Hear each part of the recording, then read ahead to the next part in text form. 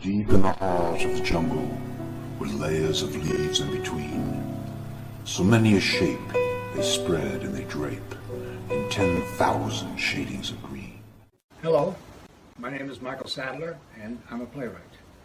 Been one for over 15 years now, with dozens of produced plays under my belt, mostly comedies, and within those comedies, a lot of them are in the 10-minute play genre.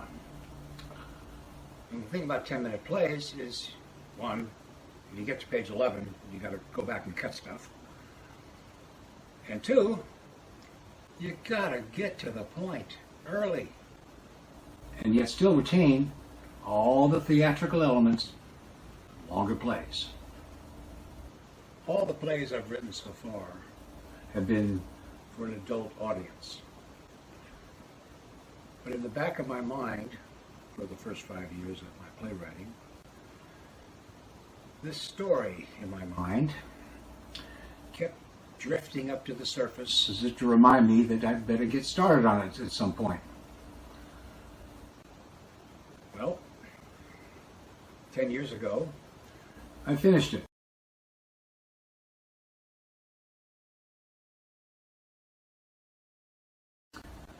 First is the opening number in the production. Banana passion fruit, where are you? Oh, way up there. A toucan's favorite food is passion fruit up in the tree so very high. But I would much prefer to find the ripe ones on the ground nearby. I could eat so many, maybe 10, oh, 20. Passion fruit, you make me want to sing. Oh, I am singing. There's no one else I'd rather be. I'm a special entity. Later we get the Butterfly Song by Serena.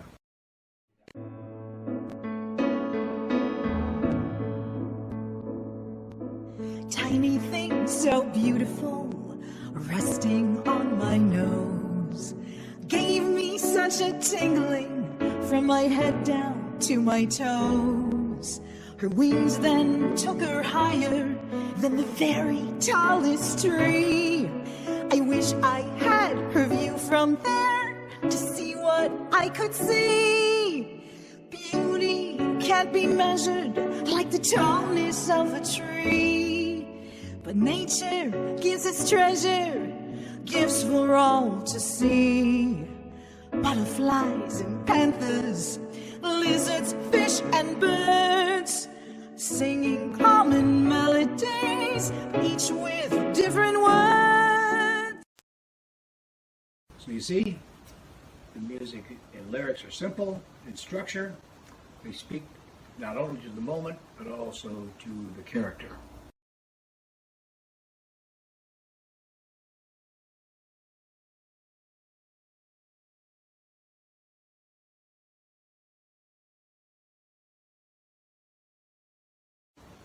The one-stage preview I held in Hollywood 10 years ago provided valuable intel that Panthers, with its 4 unique characters and half a dozen musical numbers, would resonate very well with school kids, depending on their age and level of maturity.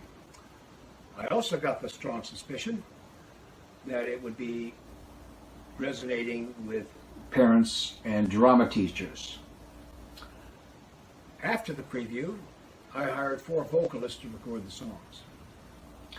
And at the session, the recording engineer brought along his 8-year-old daughter, then in 3rd grade. She sat quietly in the booth while the recordings were being made, but on playback, she could hear the songs. The recording engineer reported that by the end of the 3rd take, she was still reading her book, but subconsciously humming and singing along with the playback. Having memorized the entire melody and most of the key lyrics to the Butterfly Song. That told me a lot about a key demographic in future audiences. All kids need role models growing up, real and fictitious. I had them, you had them. A kid should also be getting positive reinforcement along the way on their own internal dialogue and messaging as it relates to whichever character type they have in mind. And I define the true test of character by who you are when no one's looking. But up on stage, everyone's looking. And what they're looking for is a projection of internal feelings that are not normally expressed in real life. Okay, full disclosure here, I am not a musician. I did write the melodies and most of the lyrics, but I did it one note at a time and it took me forever. I'm a playwright, Captain, not Mozart. Hope you got that reference. Anyway, I needed help. And I got that help from my collaborator, Rosemary Ashley. And I had a fine musical arrangement by Laura Alexander and Shea Wee Woo. The premiere performances at Panthers, sometime in March, maybe, marks the end of this fundraising campaign. And if they're successful, I will be forever grateful to donors who supported this project.